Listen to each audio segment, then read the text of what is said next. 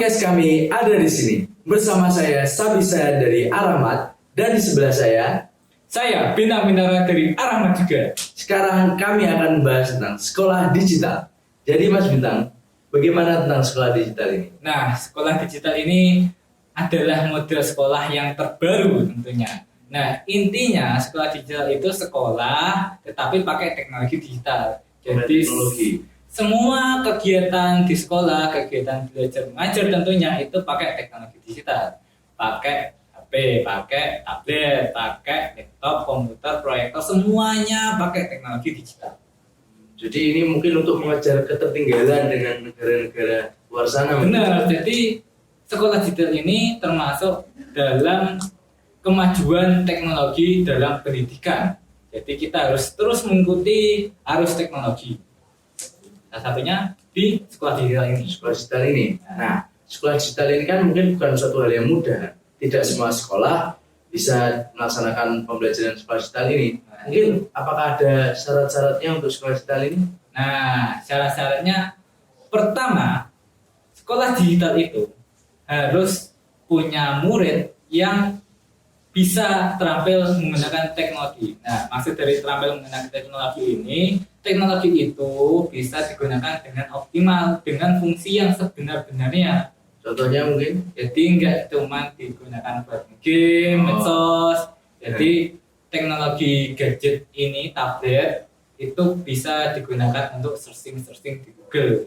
Jadi untuk berkarya juga menggunakan software-software yang ada, software editing, software membuat program, dan lain sebagainya. Jadi Ada referensi lain juga. murid ini harus bisa melakukan semua itu dengan tabletnya. Mungkin untuk syarat selanjutnya? Nah, berikutnya, guru harus bisa mengajar dengan teknologi digital. Gurunya. Nah, gurunya. Jadi gimana mau kita masuk materi guru itu masuk ke dalam otak kita kalau cara belajar, cara ngajar gurunya itu membosankan. Nah, benar sekali. Nah, salah satu untuk mengatasi semua ini, untuk membuat terobosan suatu inovasi cara mengajar yang terbaru, gurunya itu pakai teknologi digital. Nah, mungkin ini ada masalah karena mungkin di luar sana ada beberapa guru yang gaptek teknologi dan bahkan mungkin sampai menolak teknologi. Wah. Jadi kalau ngomongin tentang guru yang gaptek ya, guru yang gaptek itu menurut saya tidak ada. Tidak ada sama sekali. Tidak ada, karena semua guru dulu pernah pegang teknologi, pernah jadi mahasiswa ya kan? Oh iya. Ya, mahasiswa itu harus ngetik skripsi, buat makalah, terus membuat presentasi, PPT. Ada dasarnya, intinya itu guru itu bisa membuat PPT lah. Itu sudah pasti tidak gaptek. Jadi guru itu pasti bisa menggunakan laptopnya dengan baik. Nah, tapi kalau masalah guru yang menolak teknologi, sebenarnya nggak salah juga. Kita juga melihat dampak teknologi ini ada dampak negatifnya. Jadi ada yang menolak, tetapi tentunya dengan kemajuan zaman, guru ini harus bisa menerima teknologi. Jadi kita harus sosialisasikan kepada guru-guru ini bahwa kita tidak bisa hidup tanpa teknologi. Nah sekali, mungkin kita bahkan bisa tertinggal jika tidak begitu. Bahayanya itu, kalau kita tertinggal itu. Mungkin ada syarat selanjutnya lagi. Nah, dari sekolahnya. Jadi maksud saya itu sekolah itu bangunannya dulu. Jadi urutannya ya. Jadi sekolah itu bangunannya dulu harus bagus, terutama dinding, atap, lantai semuanya harus bagus.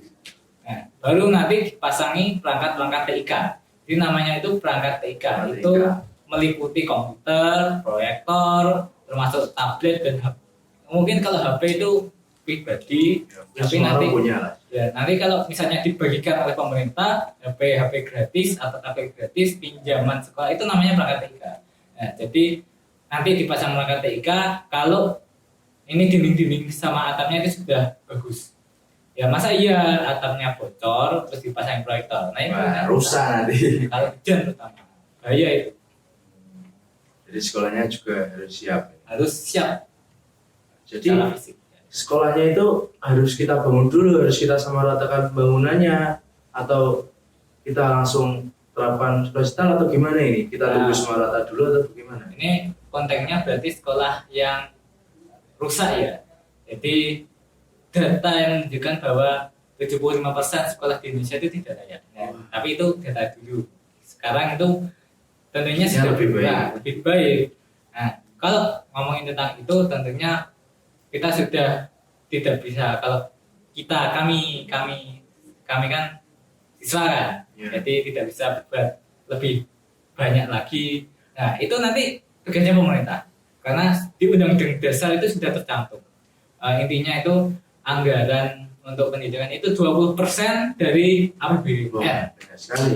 Ya, itu hitungan nilainya triliunan, jadi besar.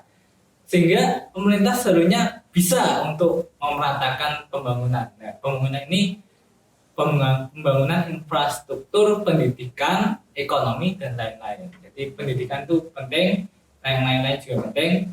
Tapi kalau mau sekolah digital ya pendidikannya itu infrastruktur sekolah itu semua. Nah, ini kan kita sebelumnya kan sudah melewati masa yang agak sulit lah, masa pandemi. Nah, saat masa pandemi tersebut kita kan melaksanakan sekolah dengan cara daring. Dan iya, benar. Pelajaran seperti itu kan kita akui tidak optimal lah. Jadi memang benar ya. Masalah daring itu ketika itu pertama kali kita memegang gadget buat belajar, buat KBM. Nah, tetapi sebenarnya masalah tidak efektifnya itu pada belajar dari rumahnya. Jadi semuanya itu bisa dari. Tidak ada masalah untuk ketersediaan karena pribadi masing-masing. Tetapi masalah pengawasannya fokus siswa terbagi-bagi karena ya di rumah kan nggak seperti biasanya. Nggak ada yang ngawasi. Mungkin bisa Zoom meeting sambil ditinggal tidur. Nah, itu Zoom meeting ditinggal tidur, ditinggal main itu sudah biasa. Nah, makanya di sekolah digital ini itu tetap tatap muka. Jadi kalau secara pengawasan itu sudah terjamin lah, diawasi dari segala penjuru, dari teman diawasi, gurunya juga bisa mengawasi secara langsung. Mungkin kita sedang melihat drakor, mungkin ada teman yang agak ember di belakang bilang ini tunjuk-tunjuk itu, orang itu lihat drakor lah itu. Sehingga kita sebagai siswa yang berada di sekolah digital itu lebih was-was dalam melakukan pelanggaran seperti itu. Nah, untuk sekolah digital ini kan sebelumnya kan kita juga ada tentang kurikulum Merdeka Belajar ini kan. Nah, itu apa ada korelasi antara Merdeka Belajar dengan sekolah digital ini? Nah, pokok korelasinya itu saling mendukung. Jadi sebenarnya Merdeka Belajar itu pengennya kan kita merdeka belajar. Nah, maksudnya Merdeka Belajar itu belajar apapun yang kita suka secara bebas. Nah, jadi kan kita memiliki kebutuhan belajar masing-masing. Ada yang suka biologi, ada yang suka kimia, ada yang suka ekonomi, ada yang pengen belajar keuangan finansial pribadi, ada yang ingin belajar kedokteran secara langsung. Nah, kalau kita bergantung pada sekolah biasa yang tidak bisa lah, tidak cukup. Nanti bukunya nggak ada. Kalau kita pakai sekolah digital, semuanya sudah ada di tablet. Jadi tablet itu sudah bisa digunakan untuk mencari-cari informasi yang ada di luar sana, referensi-referensi sebagainya itu bisa, sehingga harapannya siswa itu bisa belajar lebih bebas lagi, apapun itu yang kita diajarkan sekolah pun bisa diajar. Jadi begitu. Dan untuk sekolah yang mungkin pembangunannya masih belum memadai, kita ajukan pembangunannya dulu. Dan sekolah yang sudah siap, baru kita mulai sekolah digital. Jadi sekolah digital itu langsung saja mulai. Ya. Terima kasih Mas Bintang, selamat menemani saya pada podcast pada hari ini. Dan terima kasih untuk semua yang telah mendengarkan podcast kami. Saya Sabizan dan saya Bintang Bintara. Sampai jumpa di podcast berikutnya. Dadah.